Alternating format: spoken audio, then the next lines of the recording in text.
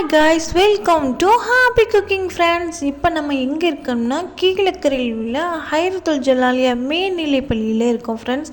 இங்கே நலம் காக்கும் ஸ்டாலின் பல்வேறு நோய்க்கும் சிறந்த மருத்துவ முகாம் நடத்துகிறாப்புல. அதில் எல்லா மக்களுமே கலந்துக்கிட்டாப்புல.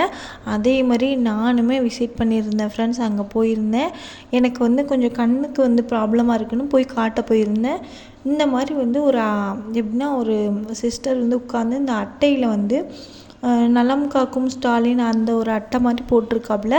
அதில் நேமு, ஏஜ், நம்மளுடைய ஃபோன் நம்பர் இந்த மாதிரி வாங்கி பதிவு பண்ணிடுவாப்புல. பதிவு பண்ணிவிட்டு இதில் நிறைய மருத்துவர் இங்கே பார்க்குறாப்புல. பொதுநல மருத்துவர் இருக்காப்புல, அறுவை சிகிச்சை மருத்துவர் இருக்காப்புல, எலும்பு மருத்துவர் இருக்காப்புல, மகளிருக்குன்னு மருத்துவர் இருக்காப்புல, அடுத்தது குழந்தைக்கு, இந்த மாதிரி ஏகப்பட்ட மருத்துவர் இருக்காப்புல அங்கே. அதே மாதிரியே அங்கேயே இரத்த பரிசோதனை பண்ணுறாப்புல, எக்ஸ்ரே பண்ணுறாப்புல ஃப்ரெண்ட்ஸ்.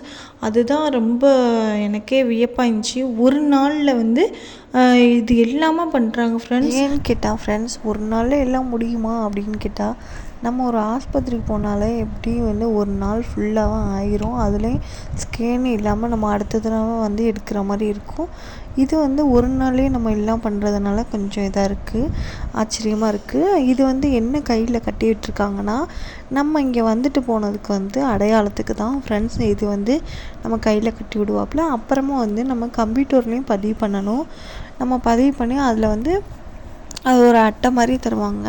அந்த அட்டையில் நம்ம நேம், நம்மளுடைய ஏஜ், நம்மளுடைய செல்ஃபோன் நம்பர் இருக்கும். அதை வாங்கிட்டு போய் நம்ம சிஸ்டர் கையில் கொடுக்கணும்.